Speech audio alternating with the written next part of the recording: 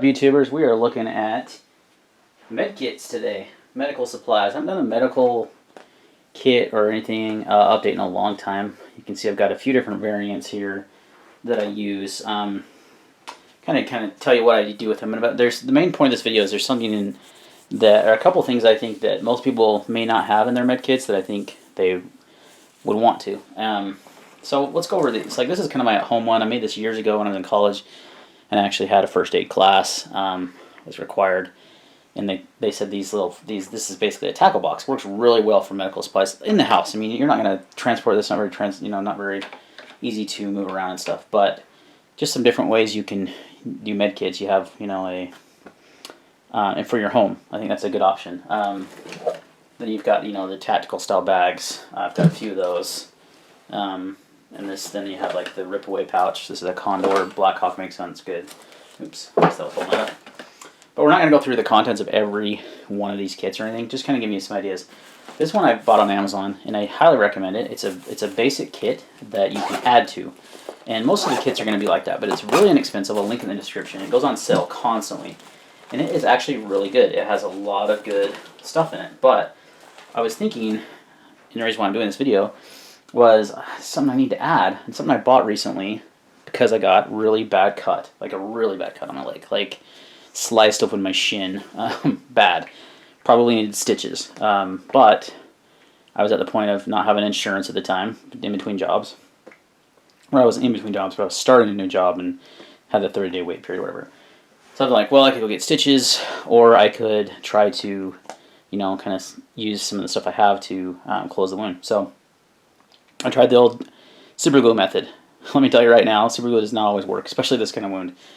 And I'll actually show you here in a second the scar and everything. But super glue did not work very well. So I did find something that did work really well, and we'll go over that. But the first thing I want to talk about that you should add to your kit is steri strips. These things are freaking awesome. These actually really helped. These are 3M. You can buy these on Amazon. I bought a huge box of them. It wasn't even that expensive. It was like $10 or less. And it's like this entire box full. I'll put them in the link in the description. Trying to think of how many are in here. There's tons. There's like absolute 50 of them. 50 of these little packets. It came in like this cool little, this is obviously to like restock a medical supply closet or something. It come with just tons of these guys. Instructions on how to use steri strips. So steri strips are very easy to use, and they can be used in place of sutures in certain situations. Obviously, some cuts are going to need stitches regardless, but the kind of cut I had, it worked pretty well. Wasn't quite enough, though. I've used these on my finger, so you guys know this is a knife channel and gun channel, and most of the time when I cut mine, get some sort of cut, it's from a knife, and they're always sharp. So they're clean cuts, but they're very typically deep, and I've had to use steri strips many, many times. Steri strips works great on your fingers, especially. On my thumb, I probably shaved off the top of my thumb completely. But I've used steri strips many times that you can cut them, you can trim them, so they come in different sizes. I get the long ones because in case you need the longer one, and then you can always trim them, and you can use just one of these, and you can do multiple on one wound, and these will last a long, long time. Steri strips are awesome. Really good stuff.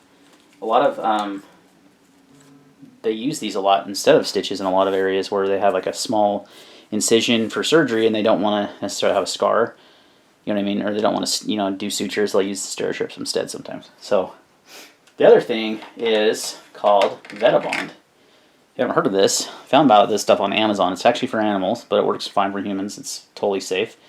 It's by 3M also. Makes tons of good medical supplies, and it's essentially like super glue but medical grade. It's very, very thin. You can see it's blue, and it comes with like these little applicator things here. And this is actually what I used to seal my leg up. So super glue did not work, and it got really messy, and I was afraid it was going to get infected and everything. So when I was cleaning it out, I'm like, okay, I got to find a different solution. Looked on Amazon, besides getting stitches, and I found this stuff, and I'm like, you know what? They use it for animals. They use it in surgeries when they do surgeries on animals to close up wounds. They don't always use stitches. Sometimes they'll use this. And I thought, well, a lot of people have said they tried it. A lot of people on Amazon have done reviews saying that they used it for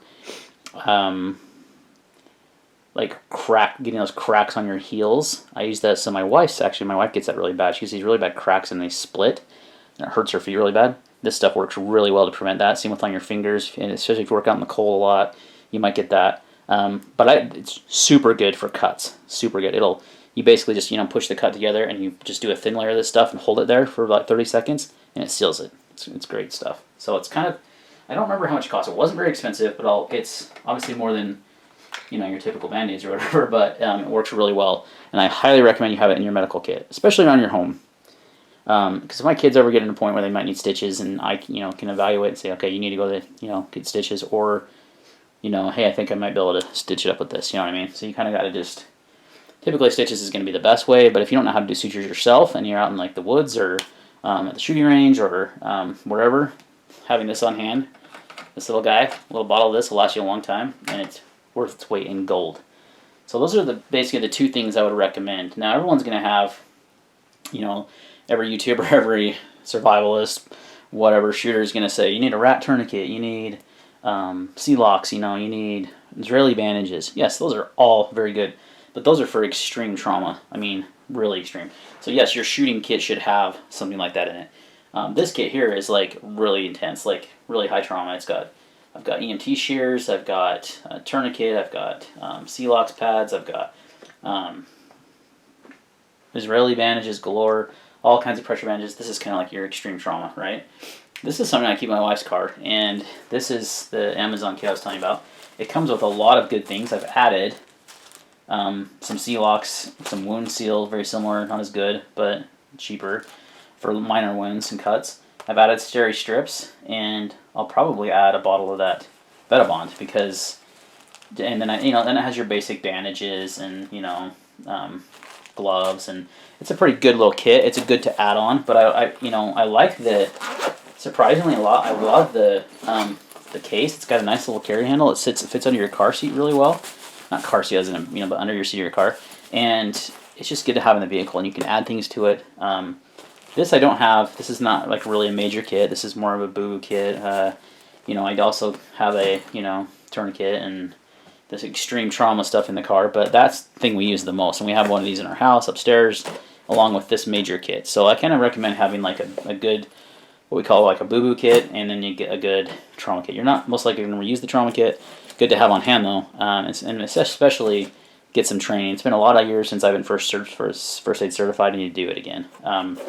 But for boo-boos and stuff, this kit works really well. It's really cheap on Amazon, but I definitely recommend adding steri strips. Steri strips and Vetabond are like awesome.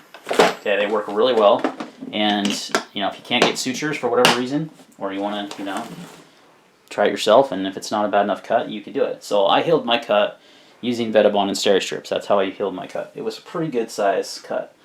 So let me switch the camera mode here onto my hairy leg, and I'll show you.